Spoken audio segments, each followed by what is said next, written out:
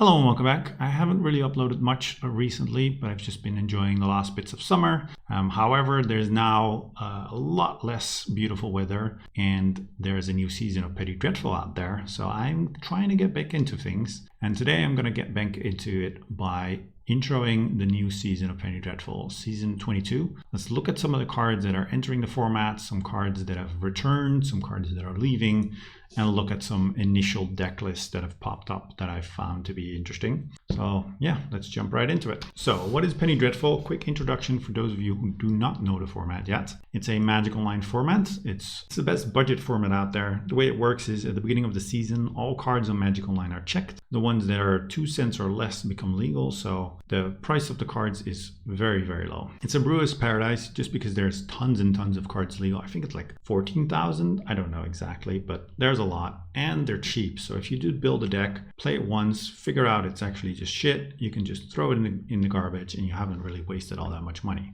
which is a nice change from like something like Modern, for example. There's a lively community. There's a Discord, people that are actively chatting. There's a website that monitors all the results, shows you deck lists, shows you who the best performing cards and everything like that. There's also free tournaments with prizes, so there's a potential to just win back your investment to build all the decks that you have by participating in one of these tournaments and doing well. So that's a quick introduction to the format. Let's look at some of the new cards that are entering this season. First off, we have Smuggler's Copter that was banned in Standard back in the day. It's banned in Pioneer currently. And I think this is just an all-time all-star 2-drop for aggressive decks. It's a 3-power flyer. It essentially gives all your creatures you play after sort of like haste because they can crew the copter. It has synergies by looting and discarding, so maybe graveyard decks also want it. I think this is a great card and I definitely expect it to show up in all sorts of aggressive decks. And Daybreak Coronet for you Boggles or Heroic lovers out there. It's never before been legal. You just need one other aura and then you're off to the races with a first striking, vigilance, and lifelinking creature that's been buffed significantly. So a pretty cool card. And Bedlam Reveler, for 2 mana, you get a 3/4 with Prowess that draws you 3 cards, as long as you've just played a bunch of spells beforehand, which I think is a very, very good deal. And there's already one deck that showed up that I want to touch upon later in this video. Then Obnixilis the Fallen, which I think is a cool creature, but also Obnixilis Reignited, which I think is a cool planeswalker. I like my mid-range piles, and these creatures fit right into that. And then Consider is another new cantrip. People have loved Opt. I'm not a big fan of Opt, but at least this thing puts the card potentially into your graveyard to fuel some Delve or graveyard synergies. Garruk, Caller of Beasts, a 6-mana planeswalker that draws you a bunch of creatures potentially. This could fill some role maybe in Elves deck or in some sort of big green deck. There's another all-star that is returning into the format that I think can power out a fairly quick Garruk. So I do expect this to show up at the top as the top end of some green decks. Then there's Hazoret the Fervent, the top end of the red deck most likely. 5/4 for 4 mana, indestructible haste, and you can even chuck some cards at your opponent's head to deal them damage and burn them out. This was a powerhouse in Standard, and I expect this to be the curve topper of choice for a lot of red decks. So it's hard to remove, but try and plan for Hazoret at least. And Soulfire Grandmaster, I mean, this is maybe a bit optimistic because it's very cool in Cube where you can just do it, take all the turns with Time Walk. In Penny Dreadful, you need 10 mana as opposed to 6, but it's a cool creature. It has a little bit of value. It has lifelink, which is great. I'd like to explore this card maybe. And then Tree of Tills, an artifact land. You might feel like this is not that impactful, but we've seen in the past what artifact lands can do. And actually there's 2 brews already that I've seen that use Tree of Tills quite effectively. Then moving on, Icarit is never before been legal, but it is legal this season. If there is some sort of dredge deck, Icarit might be a big part of it. I'm kind of excited to see and find out. A little bit skeptical about Dredge this season, but maybe. Then we had Frost Titan last season, and this season we have Inferno Titan. I think Inferno Titan is just a little bit better. It just closes out the game so fast. It dominates creature decks, and against non-creature decks, you just attack them for 9 at the very least, and you can just pump up more power. So it doesn't take many turns with a Inferno Titan to win the game. Then Aetherworks Marvel, we don't have the big Eldrazi's that Aetherworks Marvel decks used to have, but I still think there might be a potential Aetherworks Marvel deck. It's an interesting card, so it's worth mentioning on this list. And then Tezzeret, not a lot of cool new blue cards entering, but Tezzeret does spike my interest. I like Planeswalkers. This is a one that has a very niche application in mostly artifact decks, so I'd be curious to see if there might be an artifact deck that can make use of Tezzeret. Nissa is another cool Planeswalker. Plus it once, then you can already ultimate, and you get an emblem whenever you play a land, you draw a card. I love playing lands and making my land drops, and I also love drawing cards, so I kind of want to try and ultimate Nissa. Maybe there's some proliferate shenanigans that are possible this format. We'll see. Quillspike is just a combo creature. I'll go into this card a little bit further up on in the video, but it's an exciting one to have. Then Lovestruck Beast finally rotated out of standard and can now be played in Penny Dreadful. 3 mana for a 5/5 is pretty good. Maybe it helps some sort of Possibility Storm deck. I don't even know if Possibility Storm is legal, but yeah, it's an exciting card to have. I think it will have an impact. And Stormbreath Dragon, it's another potential curve topper for mono red. If there's a lot of white removal running around, Stormbreath Dragon becomes very, very interesting. And there's quite a few dragons now, so maybe there's also just some sort of mid-rangey, dragony beat deck. Solemnity, another combo card. I haven't looked at the possibilities for Solemnity yet, but there probably are some. It's an interesting card. I don't know if it will show up in the end, but it's one to consider and look into. And then finally, but definitely not least, Nicol Bolas God Pharaoh. We've had other Nicol Bolas legal before, but this one is 1 mana cheaper, and in general Nicol Bolas Planeswalker cards are just cool to play with, and I expect people to try and get this into play and win the game that way. I definitely want to try that as well. Some all-stars, some cards that have already been legal in Penny Dreadful before and are back again, and I expect to see good things from them. Brainstorm, we've had this before, a very powerful card. It's not as good as in Legacy and Vintage because our fetch lands are not as good, but it's still a card to consider. And we also have Ponder, another great cantrip, and Ponder and Brainstorm together fuel Treasure Cruise quite well. This has always been a good combination, Treasure Cruise with cantrips, and I expect it to be good again this season. And Lodestone Golem can maybe slow down your cantripping opponent by making all of their cantrips cost 1 more. Usually when this is around, it does show up, so it's a great answer to spell type decks and control decks and stormy decks. And Narcomoeba, been part of some broken decks in the past. I don't know if those decks are going to be possible this go around, but it's an interesting one to take into account and consider. And Day of Judgment, we have a 4 mana sweeper again. It's so much better than a 5 mana sweeper, so if you're playing an aggro deck, do remember to play around Day of Judgment just a little bit, otherwise you will get blown out. Chain Lightning, I think this is just a mainstay of the format by now, but it's a great 1 mana burn spell.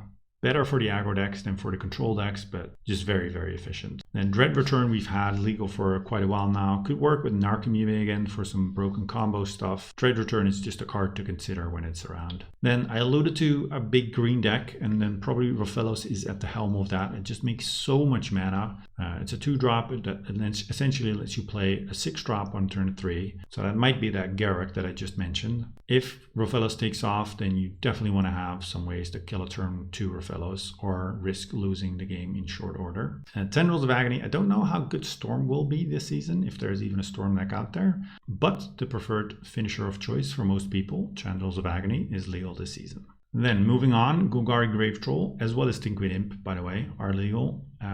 They were legal last season as well. And even despite Faithless Looting being legal, it didn't really do all that much, but it's a card to consider whenever it's around. And Cloud Post, you can just make oodles of mana again. Cloud Post and Glimmer Post, both legal. I think those are also kind of becoming mainstays of the format. I wouldn't mind doing without for a season, but this season is not that season. You can still do Cloud Post things. And then Simian Spirit Guides for some combo decks or to just power out some bigger threat a turn earlier. Arcbound Ravager is back again. It's kind of strange to me that this card is Penny Dreadful legal, just considering how powerful it is, but with Affinity and Modern just not utilizing Arcbound as much, it's legal for us, and I'm curious to see what it can do this time around. Then Vindicate, in case you cannot figure out what removal you want to run and you just want to be able to hit everything, then Vindicate is available to you. Then Frantic Search, a great combo card. It digs you, It can produce some mana if you have bounce lands that tap for 2 mana.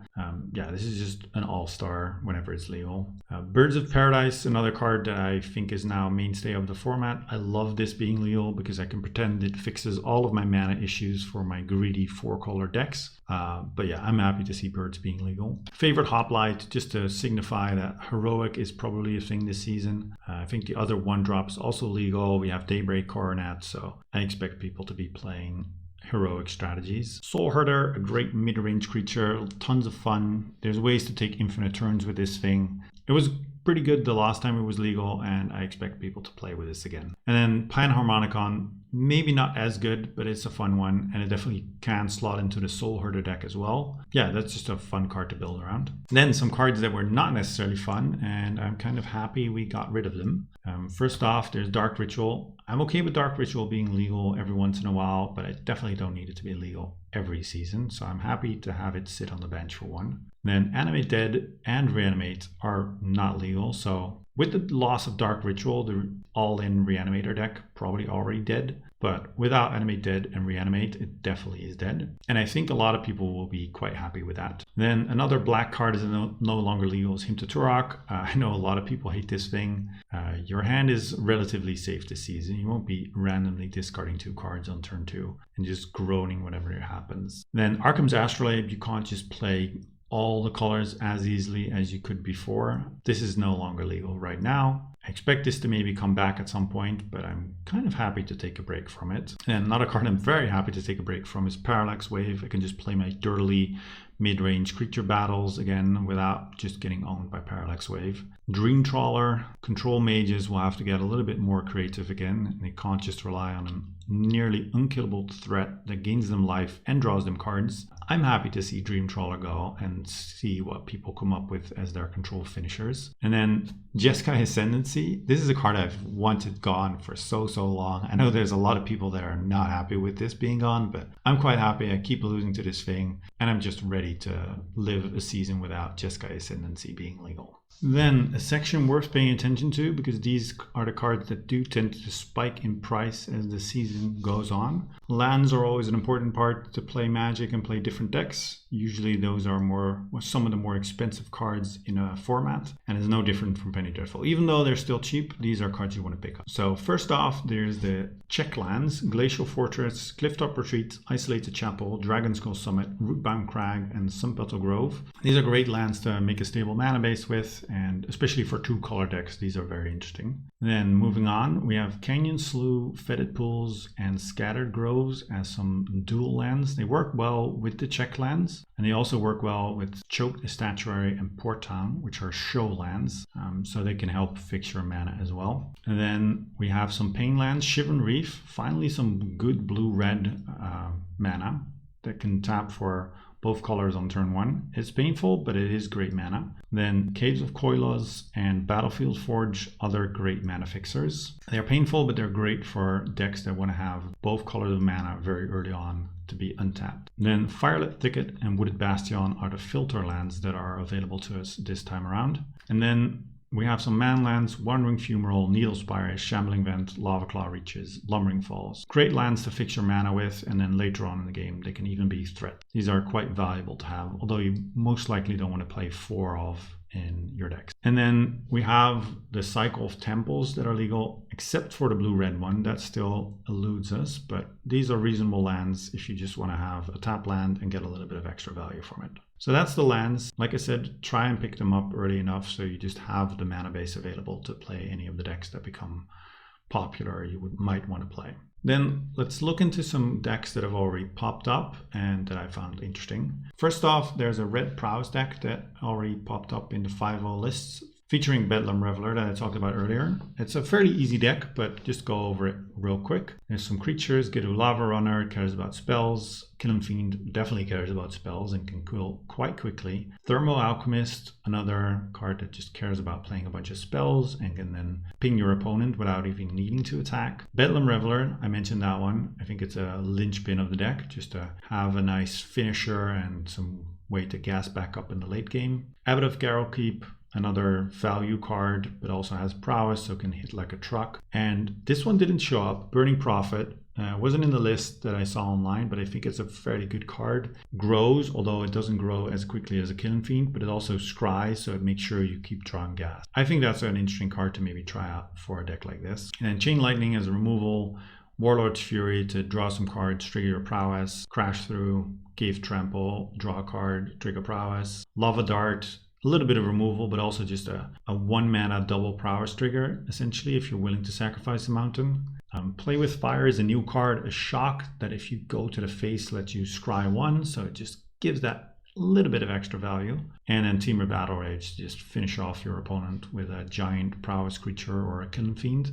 This is a very simple deck. If you just want to try and mow down your opponents, this might be one to just try for the first time if you're just getting into the format. It's not just as simple as mono red, but it's very straightforward. Then one that is a little less straightforward is an Ooze combo deck. So it's Necrotic Ooze, which has all the activated abilities of all the creatures in the graveyard. And then the idea there is that you have a Devoted Druid. You want to have this in your graveyard and an Ooze on the battlefield. And you can tap it for mana, and you can put a -1 counter on it to untap it again. And Quill Spike can help you remove that counter, grow the power of your Ooze so it can kill your opponent, and also you can keep untapping it more with the Devoted Druid's ability. You can also use Martial Hoarder to remove those counters and also make extra mana.